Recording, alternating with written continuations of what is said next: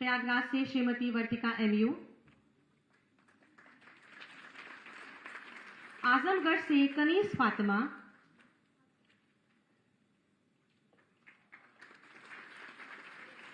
मुरादाबाद से फराह नाज,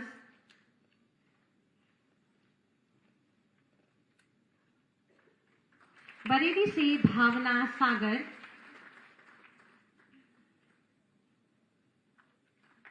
लखनऊ से सरिता गौतम,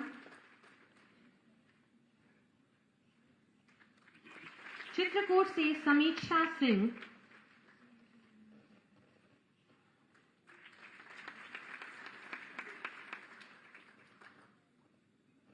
बस्ती से देवश्री त्रिपाठी,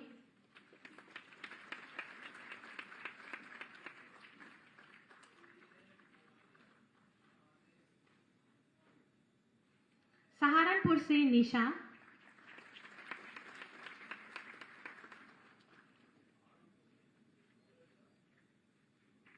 उन्नाव से सविता कुशवाहा,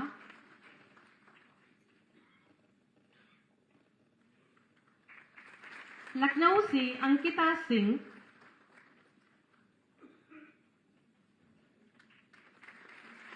आगरा से आकांक्षा चौहान,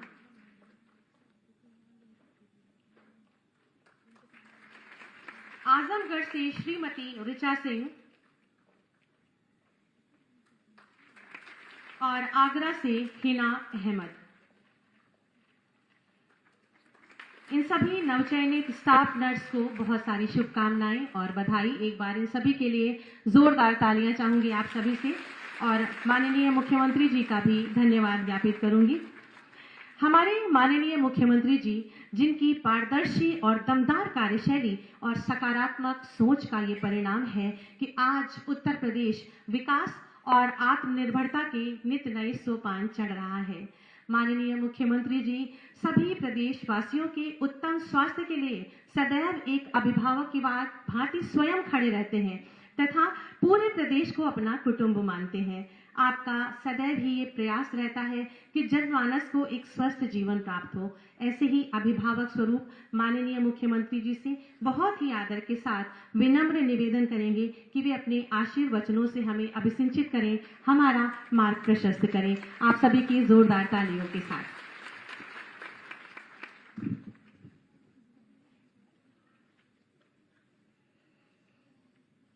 मिशन रोजगार के अंतर्गत उत्तर प्रदेश लोक सेवा आयोग के द्वारा नवचयनित 1354 स्टाफ नर्स के नियुक्ति पत्र वितरण के आज के इस कार्यक्रम में मंच पर उपस्थित प्रदेश सरकार में मेरे वरिष्ठ सहयोगी उप मुख्यमंत्री श्री ब्रजेश पाठक जी, प्रदेश सरकार में चिकित्सा स्वास्थ्य एवं परिवार कल्याण विभाग के राज्य मंत्री श्री मयंकेश्वर शरण सिंह जी, प्रमुख सचिव चिकित्सा स्वास्थ्य एवं परिवार कल्याण श्री पार्थ सारथी सेन शर्मा जी, स्वास्थ्य विभाग के सभी अधिकारीगण और सभी नवचयनित स्वास्थ्य विभाग की रीट कही जाने वाली स्टाफ नर्सेज और उपस्थित भाइयों बहनों, मुझे बहुत प्रसन्नता है कि 1354 स्टाफ नर्सेज का एक साथ चयन उत्तर प्रदेश लोक सेवा आयोग के द्वारा पारदर्शी तरीके से करने के उपरांत आज स्वास्थ्य विभाग के द्वारा उन्हें नियुक्ति पत्र वितरण का एक कार्यक्रम यहां पर आयोजित किया गया है। मैं सबसे पहले आप सभी को इसके प्रति हृदय से बधाई देता हूं।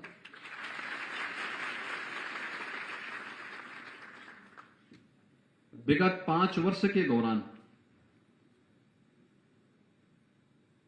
आदरणीय प्रधानमंत्री जी की प्रेरणा से उत्तर प्रदेश में उत्तर प्रदेश शासन की शासकीय सेवाओं में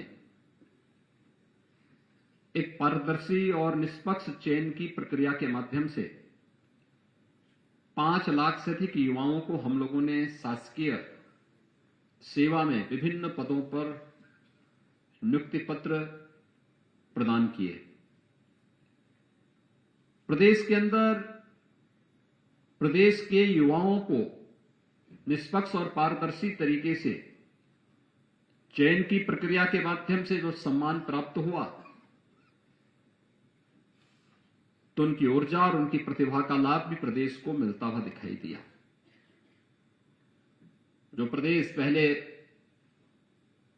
देश के अंदर एक बीमारू राज्य माना जाता था, यानी यहां मनुष्य ही बीमार नहीं था, प्रदेश स्वयं ही बीमार था। आज मुझे बताते हुए प्रसन्नता है कि वही उत्तर प्रदेश आज देश की दूसरी बड़ी अर्थव्यवस्था के रूप में अपने आप को स्थापित करने की ओर तेजी के साथ अग्रसर हुआ है। इस सामूहिकता है, टीम भाव है।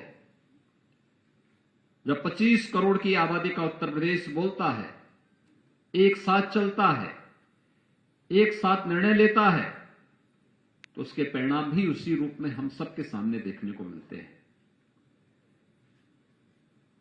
प्रदेश के अंदर नौकरी और रोजगार की संभावनाएं कभी कम नहीं हो सकती। मैं प्रारंभ से इस बात को मानता रहा हूं, क्योंकि उत्तर प्रदेश तो अनंत संभावनाओं वाला प्रदेश है।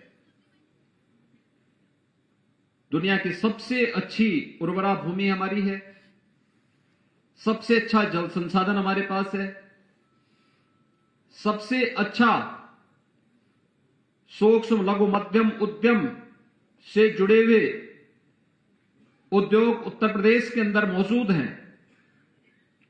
तो फिर हमारा नौजवान पलायन क्यों करेगा?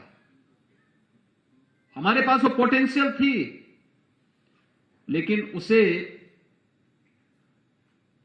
सामने लाने, समय के अनुरूप ढालने, उसे तकनीक के साथ जोड़ने का ईमानदारी पूर्वक प्रयास नहीं हो पाया था, उपेक्षित सा था। प्रदेश सरकार ने अनेक कदम विगत 5 वर्ष के अंदर उठाए। मुझे याद है जब कोरोना कालखंड के दौरान लॉकडाउन लगते ही दिल्ली में, उस समय की महाराष्ट्र के अंदर, पंजाब के अंदर और अन्य तमाम स्थलों पर उत्तर प्रदेश के जो कामगार और श्रमिक थे, उनके साथ वहां भेदभाव हुआ, तो उन्होंने अपने घरों की तरफ रुख किया। बड़े पैमाने पर भारत सरकार ने चिंता व्यक्त की कि इतनी बड़ी संख्या में लोग जाएंगे, कैसे उत्तर प्रदेश के अंदर रहेंगे।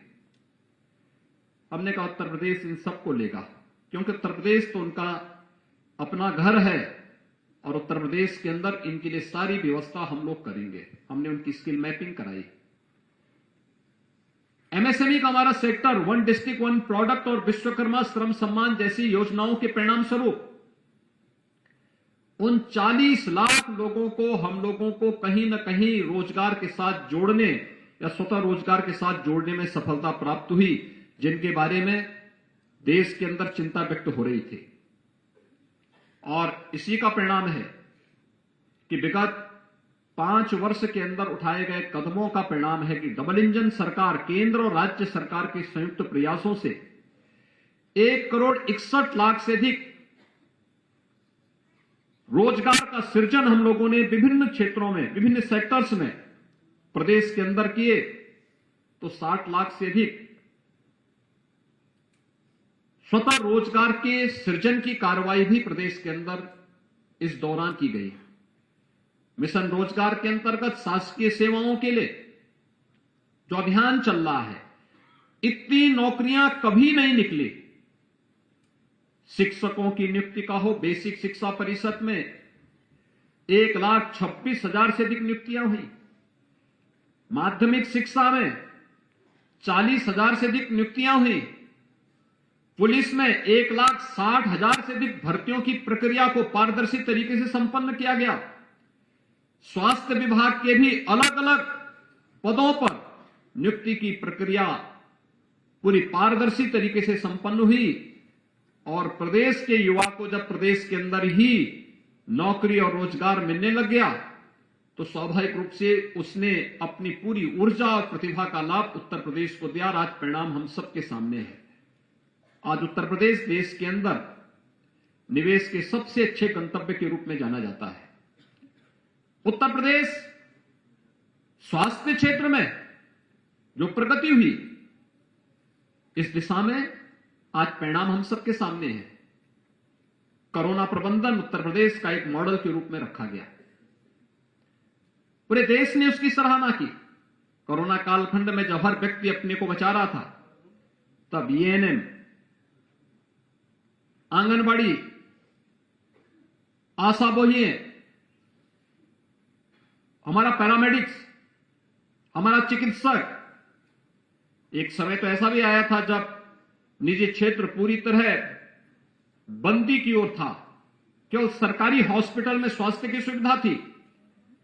उन स्थितियों में तब आपने इस बात को महसूस किया होगा कि कैसे पूरी पारदर्शी तरीके के साथ वहां पर बेहतरीन स्वास्थ्य की सुविधा देने, फ्री में टेस्ट, फ्री में उपचार की व्यवस्था, गांव-गांव में घर-घर जाकर के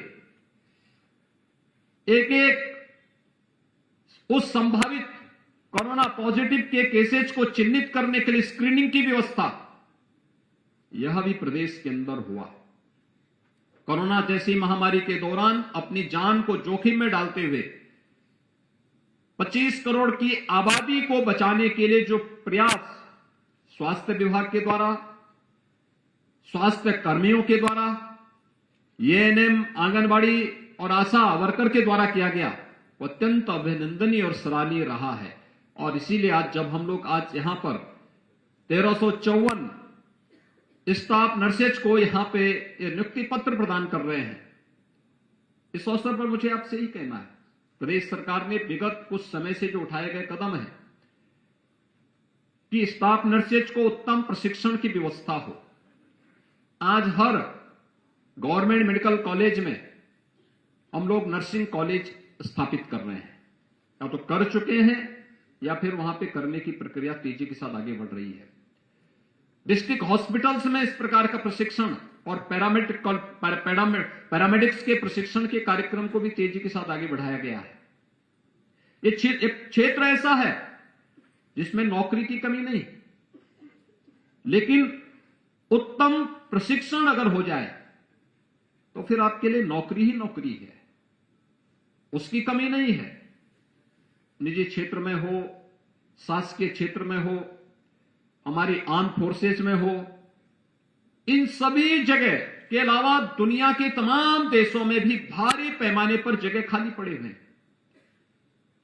तो एक रेशियो होना चाहिए कि 1 लाख की आबादी पे कितने चिकित्सक होने चाहिए, कितना पैरामेडिक्स होना चाहिए, कितने स्टाफ नर्सेज होनी चाहिए। उस रेशियो से आज भी दुनिया में भी और भारत में भी काफी कमी है। उस गैप को हम पूरा कर सकें, इस जिससे प्रदेश सरकार ने जहां ये कदम उठाए हैं, वहीं प्रशिक्षण की भी उत्तम व्यवस्था करने के जो कार्यक्रम बने हैं, उन पर उसके परिणाम भी आने प्रारंभ हुए। आज जब हम देखते हैं प्रदेश के अंदर विगत 5 वर्ष के दौरान मातृ मृत्यु दर में कमी आई है, शिशु मृत्यु दर कमी आई है, एनीमिया, यह पहले की तुलना में इससे जुड़ी हुई जो चुनौतियां थी, उन चुनौतियों को कम करने में सफलता प्राप्त हुई है। टीकाकरण की कार्रवाई में व्यापक सुधार हुआ है, संस्थागत प्रसव में सुधार हुआ है, अच्छी दिशा में हम आगे बढ़ रहे हैं। और इसीलिए सभी यहां पर जितने भी स्टाफ नर्सेज हैं या जिनका चयन हो रहा है, या जो सेवा में हैं, या स्वास्थ्य विभाग में पैरामेडिक्स के रूप में कार्य कर रहे हैं, या स्टाफ नर्स के रूप में, या चिकित्सक के रूप में कार्य कर रहे हैं, उन सबसे मेरा एक आग्रह होगा कि हम लोग जो कार्य कर रहे हैं, फुल इम्यूनाइजेशन की कार्रवाई हो या अन्य जो भी कार्यक्रम शासन के चल रहे हैं, इन सभी के डाटा को अपलोड करने की कार्रवाई के साथ भी हम जुड़े हैं। होता है हमारे यहां कार्यक्रम चल रहा है, हम लोगों ने अपलोड नहीं किया तो उसका परिणाम होता है क्या कि हमारे उसमें जीरो मान लिया जाता है या हम लोग उसमें पीछे मान लिए जाते हैं, जबकि वो कार्रवाई हमारे यहां हुई, हमने उस कार्यक्रम को चलाया है। लेकिन जब हम अपने डाटा को एंट्री नहीं करते तो परिणाम क्या होता है कि हम ये मान लिया जाता है कि यूपी में ये कार्य नहीं हो रहा है या यूपी इसमें पीछे है। उत्तर प्रदेश जैसे राज्य में अगर हम लोग इस दिशा में प्रयास नहीं करेंगे और जो कार्य कर रहे हैं उसको समय से अपलोड करना भी अगर हम लोग इस कार्यक्रम के साथ नहीं जुड़ते हैं तो हमेशा हमारे सामने एक चुनौती बनी रहेगी और हमारी व्यवस्था कटघरे में खड़ी होती हुई दिखाई देगी।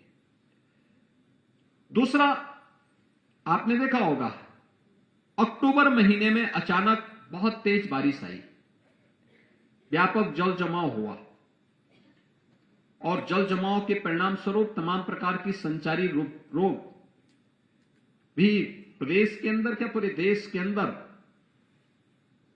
उसने तेजी के साथ फैलना प्रारंभ किया।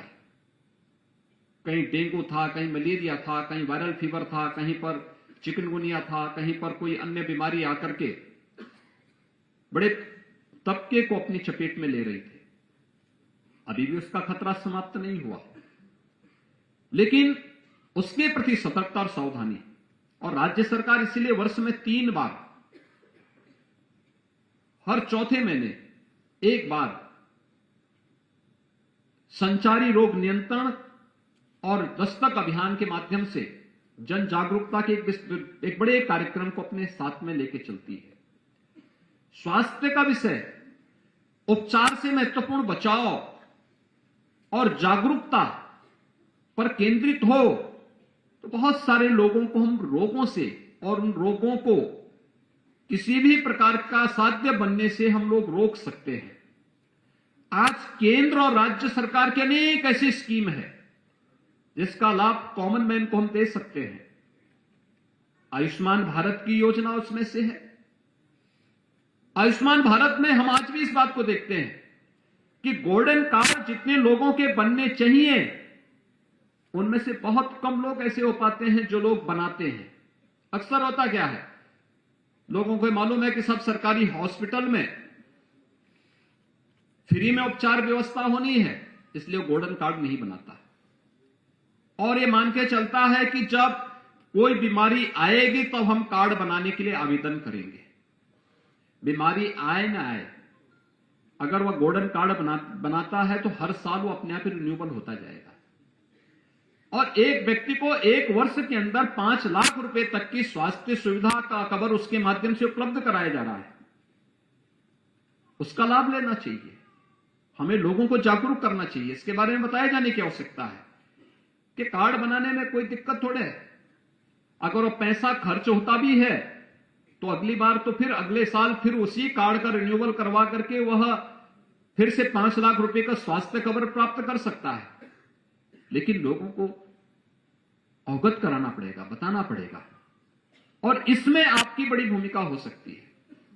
दूसरा, जो मैंने पहले ही कहा कि स्वास्थ्य विभाग की रीढ़ स्टाफ नर्स होती है।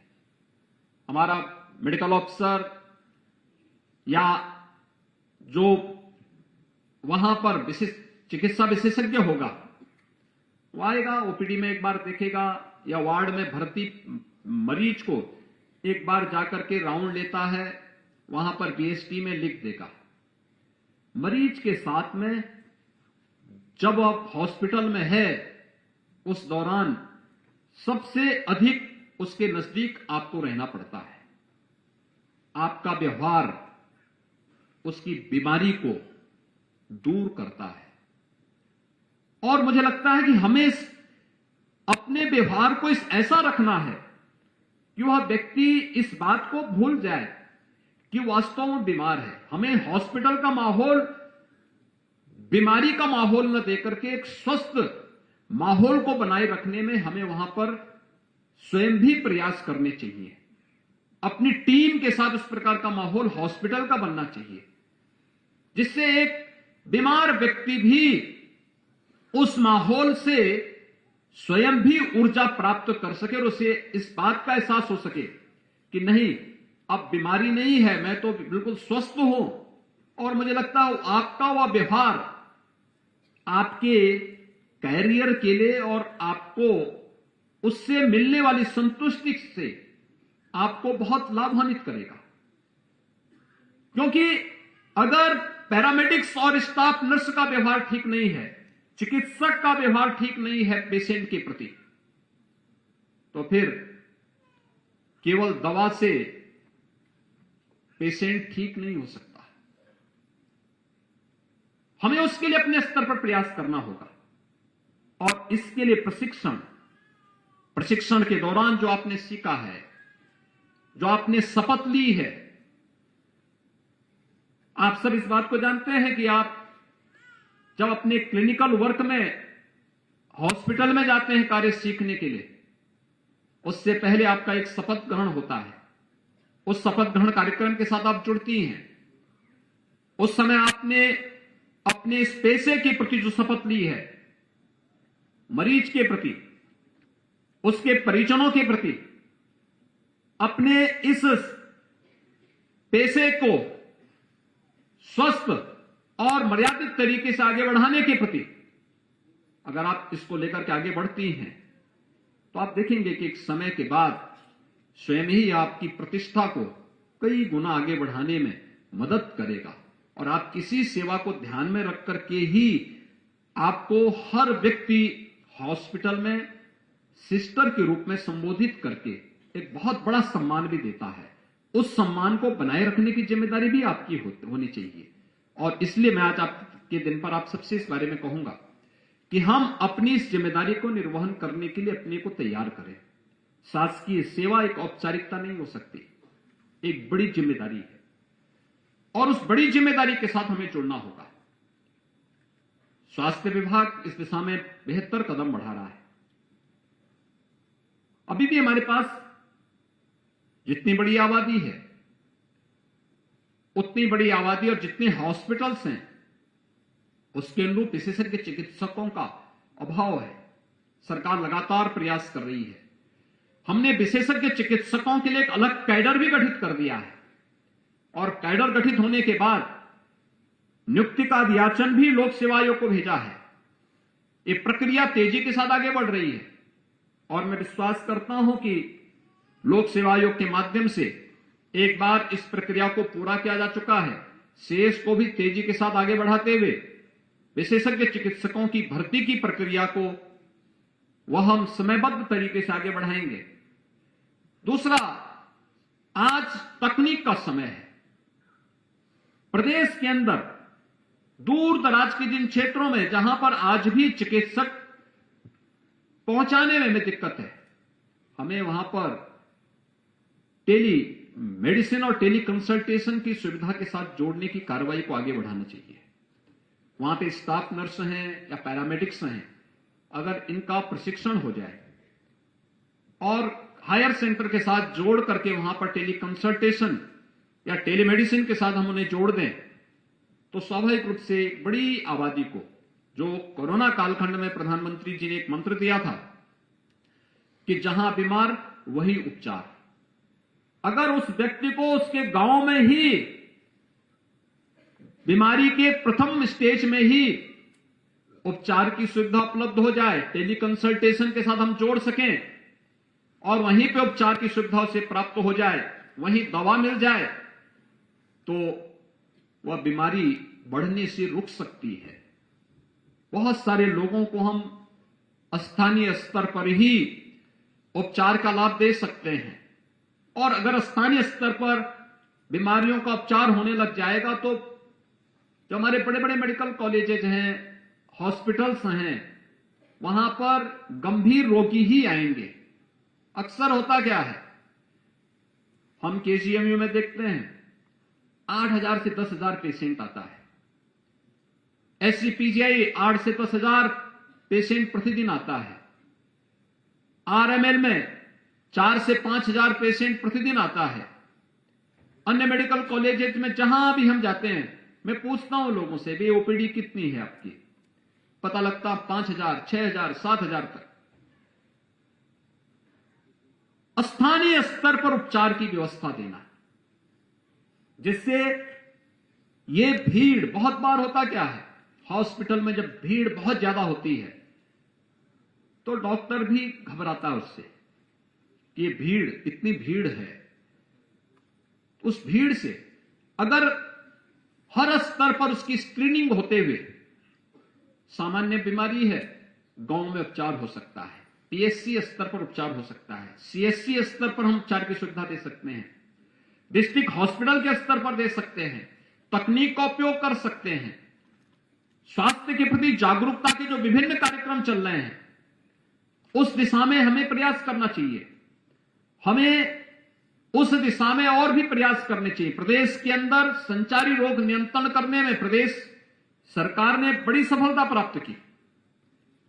आज उसके परिणाम भी सबके सामने हैं। अभी एनजीटी ने ही उत्तर प्रदेश के अंदर इंसेफ्लाइटिस के मुद्दे को लेकर के आज से 6 महीने पहले एक नोटिस जारी की थी। तो हम लोगों ने बड़ी शालीनता के साथ उनसे कहा कि भाई अच्छा होगा उत्तर प्रदेश के बाहर की किसी संस्था को इसकी जिम्मेदारी दी जाए, वो देखें तो यूपी के इस मॉडल को। और जो आपके पास झूठी कंप्लेंट पड़ी है कि इंसेफ्लाइटिस से मौतें हो रही, थोड़ा इसकी भी जांच हो जाए। उन्होंने बेंगलोर की एक संस्था को इसके साथ जोड़ा है। संस्था ने रिपोर्ट जब अपनी दी तो सबकी आंखें खुली की खुली रह गई। यानी इंसेफ्लाइटिस से एक पूर्वी उत्तर प्रदेश समेत प्रदेश के 38 जनपदों में 2017 के पहले हजारों मौतें होती थी और 2017 के बाद क्रमिक रूप से इसे नियंत्रित करने के लिए जो कार्यक्रम चलाए गए, आज उसका परिणाम है कि प्रदेश के अंदर इंसेफ्लाइटिस से होने वाली मौतों को 95% से अधिक हम लोगों ने नियंत्रण करने में सफलता प्राप्त की है। यानी अपने आप में मॉडल है। एनजीटी से जुड़े हुए पदाधिकारी जब मिले तो उन्होंने कहा साहब ये तो हम एक मॉडल था, इसको हाईलाइट क्यों नहीं कर पाए? हमने कहा हम तो बोलते हैं, लेकिन सवाल ये कि जो कंप्लेंट करने वाला है उसका क्या कर रहे हैं आप? ये झूठी कंप्लेंट जो लोग करते हैं इनके खिलाफ भी तो कार्रवाई की जानी चाहिए। यह एक मॉडल है। कोरोना कालखंड में जिस प्रकार से कार्य किया है प्रदेश के चिकित्सकों ने, पैरामेडिक्स ने, एएनएम, आंगनबाड़ी, आशा वर्कर ने, यह अपने आप में एक मॉडल है। हमें अपनी अच्छी चीजों को हाईलाइट करना होगा और साथ साथ प्रदेश के अंदर अन्य उन चुनौतियों को, 25 करोड़ की आबादी को स्वास्थ्य की बेहतरीन सुविधा प्राप्त हो सके, उसके लिए हमेशा अपने आप को तैयार करना होगा। आज राज्य सरकार भारत सरकार के साथ मिलकर के 1 डिस्ट्रिक्ट 1 मेडिकल कॉलेज के निर्माण की कार्रवाई के साथ तेजी के साथ आगे बढ़ रही है। हम बहुत शीघ्र प्रदेश के सभी 75 जनपदों में एक एक मेडिकल कॉलेज देने में सफल होंगे। स्वाभाविक रूप से उसी हिसाब से हमें मैन पावर की भी आवश्यकता पड़ेगी, पैरामेडिक्स की आवश्यकता पड़ेगी, स्टाफ नर्स की आवश्यकता पड़ेगी, फैकल्टी की आवश्यकता पड़ेगी हर एक स्तर पर। और आप में से बहुत सारे लोग ऐसे हैं, मैं देख रहा था यहाँ पे बीएससी नर्सिंग भी थे और जेएनएम भी जिन्होंने पास किया है, वे लोग भी स्टाफ नर्स के रूप में उनका चयन लोक सेवा आयोग के माध्यम से हुआ है। एक अच्छी प्रक्रिया है, लेकिन इसको यहीं पे नहीं थमने देना है। जिन्होंने बीएससी नर्सिंग किया है उनके लिए एक व्यवस्था बननी चाहिए कि वे अपनी पढ़ाई को वहीं पे रोके ना। उनका प्रयास होना चाहिए कि बीएससी के बाद एमएससी नर्सिंग करें, एमएससी नर्सिंग के बाद फिर वे पीएचडी करें। आपको एक जो ड्यूटी मिल रही है, इस ड्यूटी के दौरान भी आप अपने डाटा तैयार कराइए, पेशेंट की बीएसटी के माध्यम से देखें उपचार के लिए किस प्रकार से आप उसमें सहायक हो रही हैं, डॉक्टर के मार्गदर्शन में, विशेषज्ञ चिकित्सक के मार्गदर्शन में कैसे आप कार्य कर रही हैं। और फिर आपका यह कार्य आपको बड़ा उपयोगी साबित होगा आपकी आगे की पढ़ाई के लिए। हम एक व्यवस्था देंगे, जो लोग सेवा में हैं उनको अच्छा आगे बढ़ने का अवसर प्राप्त हो सके। जिन्होंने जीएनएम कर रखा है, पोस्ट बेसिक बीएससी नर्सिंग की दिशा में भी उनको भी डिग्री की दिशा में आगे बढ़ना चाहिए, जिससे उनके आगे के प्रमोशन की प्रक्रिया को तेजी के साथ आगे बढ़ाया जा सके। क्योंकि आप जहां हैं वहीं तक सीमित मत रखिए अपने आप को, उस दिशा में भी, क्योंकि हमें बड़े पैमाने पर फैकल्टी की आवश्यकता पड़ेगी भी। जितने नर्सिंग कॉलेजेस बन रहे हैं उन सभी में, और केवल यहीं पे नहीं, मैंने पहले भी बताया, बहुत बड़ा क्षेत्र है पूरी दुनिया के अंदर, पूरे देश के अंदर बड़ी स्वास्थ्य क्षेत्र में स्टाफ नर्स की भूमिका उसके बैकबोन के रूप में कार्य करने वाली है, और उस भूमिका के लिए हम सब अपने आप को तैयार कर सकें। इसके लिए अभी से अपनी तैयारी पूरी मजबूती के साथ, पूरी तन्मयता के साथ, पूरी प्रतिबद्धता और ईमानदारी के साथ आप अगर अपने इस पेशे से जुड़े हुए कार्य को ईमानदारी के साथ आगे बढ़ाती हैं तो आपके स्वयं के विकास में सहायक होगा और स्वास्थ्य क्षेत्र एक विश्वसनीयता के प्रतीक के रूप में उभरेगा। शासकीय सेवा में आप आए हैं तो शासकीय सेवा को एक मॉडल के रूप में प्रस्तुत करने की जिम्मेदारी भी आपकी है। अगर आप इसको एक मॉडल के रूप में प्रस्तुत करेंगे तो इसकी विश्वसनीयता बनी रहेगी, और अगर इसकी विश्वसनीयता पर संकट आएगा तो स्वाभाविक रूप से वह आने वाले समय में इस पूरे पेशे के ऊपर ही संकट खड़ा होगा। क्योंकि जब भी संकट आया है, आपने देखा होगा, हम लोग तो रिस्क लेकर के फिर से नर्सिंग कॉलेजेस बना रहे हैं, हम लोग तो फिर से पैरामेडिक्स के प्रशिक्षण केंद्रों को पुनर्जीवित कर रहे हैं, बंद पड़ चुके एएनएम सेंटर को फिर से चला रहे हैं। पिछली सरकारों ने तो सब बंद कर दिए थे, सब बंद हो गए थे, नर्सिंग कॉलेज बंद हो गए थे, एएनएम सेंटर बंद हो चुके थे, सभी चीजें बंद हो रही थी। अब ये बंदी नहीं, बल्कि हमें एक उज्जवल भविष्य के कार्यक्रम के साथ आगे बढ़ना है। इस विश्वास के साथ मैं एक बार फिर से 1354 जो स्टाफ नर्स हैं, और इसमें मेरे लिए प्रसन्नता इस बात का है कि 90% बालिकाएं और महिलाएं हैं, इसमें 90% से अधिक उनका चयन हुआ है। 10% इसमें पुरुष भी हैं, मेल नर्स भी हैं, लेकिन 90% इसमें महिलाएं आई हैं, उनका चयन हुआ है, उनको अपने कैरियर को आगे बढ़ाने का एक अवसर मिलेगा। मुझे पूरा विश्वास है कि आप सभी लोग पूरी ईमानदारी के साथ, पूरी दक्षता के साथ इस कार्यक्रम के साथ आगे बढ़ेंगी और स्वास्थ्य सेवाओं की नींव को मजबूती बनाने में अपना योगदान देंगी। आप सबको मैं एक बार फिर से हृदय से बधाई देता हूं। स्वास्थ्य विभाग को लोक सेवा आयोग के माध्यम से इस पूरे कार्यक्रम को पारदर्शी तरीके के साथ आगे बढ़ाने के लिए उत्तर प्रदेश लोक सेवा आयोग और स्वास्थ्य विभाग को भी धन्यवाद देते हुए आपके उज्जवलमय भविष्य की कामना करता हूं। धन्यवाद। जय हिंद।